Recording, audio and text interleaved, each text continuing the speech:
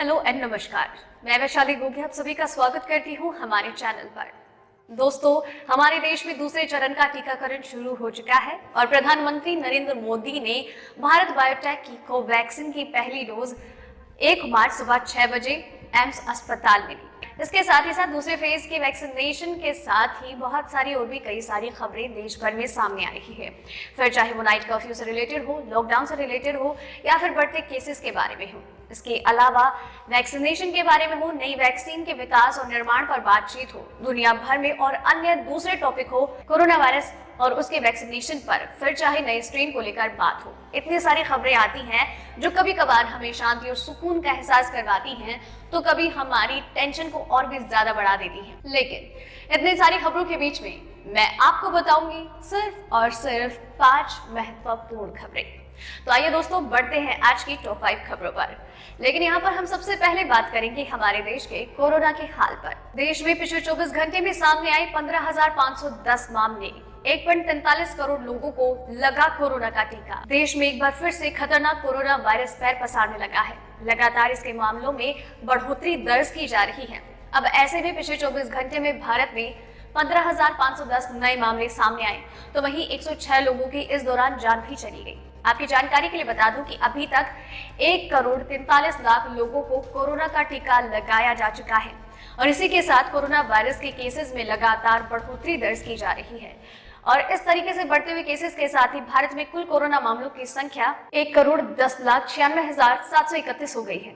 इनमें से 1,57,157 लोगों की कोरोना वायरस की वजह से मौत हो चुकी है, तो वही कुल एक्टिव केसेस की संख्या 1,68,627 है और कुल डिस्चार्ज हुए लोगों की संख्या 1,07,86,457 है। दूसरी अपडेट, पीएम नरेंद्र मोदी ने लगवाई भारत बायोटेक की कोवैक्सीन, जिस पर विपक्ष लगातार उठा रहा था सवाल। देश में वैक्सीनेशन के दूसरे चरण की शुरुआत 1 मार्च से हो चुकी है, जहां पर 60 साल से ज्यादा उम्र के लोगों को कोरोना का टीका लगाया जा रहा है, तो वहीं 45 साल से ज्यादा उम्र के वो लोग जो किसी गंभीर बीमारी से पीड़ित हैं। यहाँ पर दूसरे चरण के टीकाकरण की शुरुआत में प्रधानमंत्री नरेंद्र मोदी ने कोरोना का टीका लगवाया और उनके इस टीकाकरण के साथ ही विपक्ष को एक जवाब भी था।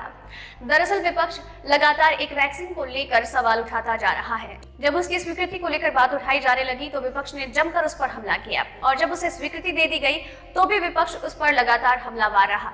लेकिन प्रधानमंत्री नरेंद्र मोदी ने 1 मार्च सुबह 6 बजे एम्स में कोरोना वैक्सीनेशन का पहला डोज लिया और उन्होंने भारत बायोटेक द्वारा निर्मित कोवैक्सीन का वो डोज लिया है। आपको बता दें कि यही वो वैक्सीन है जिसके ऊपर लगातार विपक्ष के द्वारा सवाल उठाए जा रहे थे कि इसके तो ट्रायल्स ही पूरे नहीं हुए हैं, तो इसे किस प्रकार से आम लोगों को लगाया जा सकता है, उनके स्वास्थ्य के साथ किस तरीके से प्रधानमंत्री नरेंद्र मोदी और उनकी सरकार खिलवाड़ कर सकती है। लेकिन इस वैक्सीनेशन के साथ ही प्रधानमंत्री नरेंद्र मोदी ने उन लोगों को कटघरे में लाकर खड़ा कर दिया है जिन्होंने लगातार इस वैक्सीन को लेकर सवाल खड़े किए। तीसरी अपडेट, तमिलनाडु ने 31 मार्च तक बढ़ाया लॉकडाउन, गुजरात और महाराष्ट्र में बढ़ाई गई सख्ती। कोरोना वायरस के बढ़ते मामलों को देखते हुए सरकार चिंता में आ गई है और इन्हीं चिंताओं का निवारण करने के लिए राज्य सरकारों के द्वारा बड़े कदम उठाए जा रहे हैं और इसी बीच में नाइट कर्फ्यूज और लॉकडाउन में बढ़ोतरी देखी जा रही है। तमिलनाडु में जो लॉकडाउन लगाया गया था उसकी अवधि को अब 31 मार्च तक कर दिया गया है। वैसे आपको बता दें कि महाराष्ट्र में इन दिनों कोरोना वायरस के ज्यादा मामले सामने आ रहे हैं और गुजरात में इसमें कहीं भी पीछे नहीं है, इसलिए यहाँ पर लॉकडाउन और नाइट कर्फ्यूज में बढ़ोतरी कर दी गई है। गुजरात ने अपने 4 प्रमुख शहरों में 15 दिनों के लिए नाइट कर्फ्यू को बढ़ा दिया है। जी हाँ, अहमदाबाद, सूरत, बड़ोदरा और राजकोट गुजरात के 4 प्रमुख महानगर हैं। वहां पर 15 दिनों के लिए नाइट कर्फ्यू की अवधि को बढ़ा दिया गया है।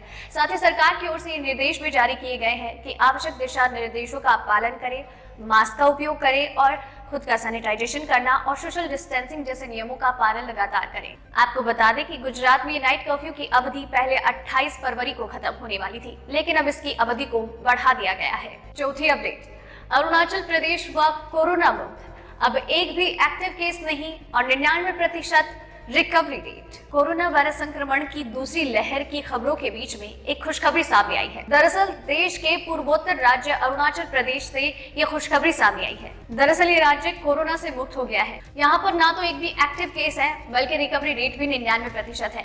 दरअसल एक सीनियर स्वास्थ्य अधिकारी ने इस बारे में जानकारी दी है कि पहले 3 एक्टिव केस थे, लेकिन उनके भी कोरोना वायरस से उबरने के बाद मामले हो गए हैं 0। आपको बता दें कि राज्य में 16,836 मामले रिपोर्ट किए गए थे, जिनमें से 16,780 लोग कोरोना से रिकवर हो चुके हैं। 5वीं अपडेट, कुछ ही हफ्तों में 3-4 वैक्सीन और आ जाएंगी। दिल्ली एम्स के निदेशक डॉक्टर रणदीप गुलेरिया ने कुछ ऐसा कहा है हाल ही में, जिसे जानकर आप काफी खुश हो जाएंगे। दरअसल हाल ही में एक चैनल के साथ इंटरव्यू के दौरान डॉक्टर रणदीप गुलेरिया ने कहा कि कुछ हफ्तों में हमारे पास 3 से 4 कोरोना की वैक्सीन होगी और लोगों के पास विकल्प होंगे कि वो कौन सी वैक्सीन का टीका लगवाना चाहेंगे। उन्होंने कहा कि जैसे ही हमारे पास कोरोना वैक्सीन के विकल्प होंगे तो सरकार को टीकाकरण में विस्तार करना होगा और लोगों को अपना केंद्र चुनने का विकल्प भी देना होगा। इस तरीके से डॉक्टर रणदीप गुलेरिया ने कहा है कि ज्यादा वक्त की बात नहीं है, लेकिन हमारे पास वैक्सीन के विकल्प होंगे, जो कि एक अच्छी बात है, लेकिन साथ ही सरकार को भी विस्तार की आवश्यकता होगी। तो दोस्तों, ये थी हमारी आज की टॉप 5 खबरें। उम्मीद करती हूँ आपको पसंद आई होगी और आपके लिए इसी तरीके से हर रोज, हर बार, हर रात 8 बजे कोरोना वायरस और इसकी वैक्सीनेशन से जुड़ी ऐसी और भी कई खबरें लेकर आती रहूंगी। आप बस चैनल के साथ बने रहिए और चैनल को सब्सक्राइब कर लीजिए। धन्यवाद।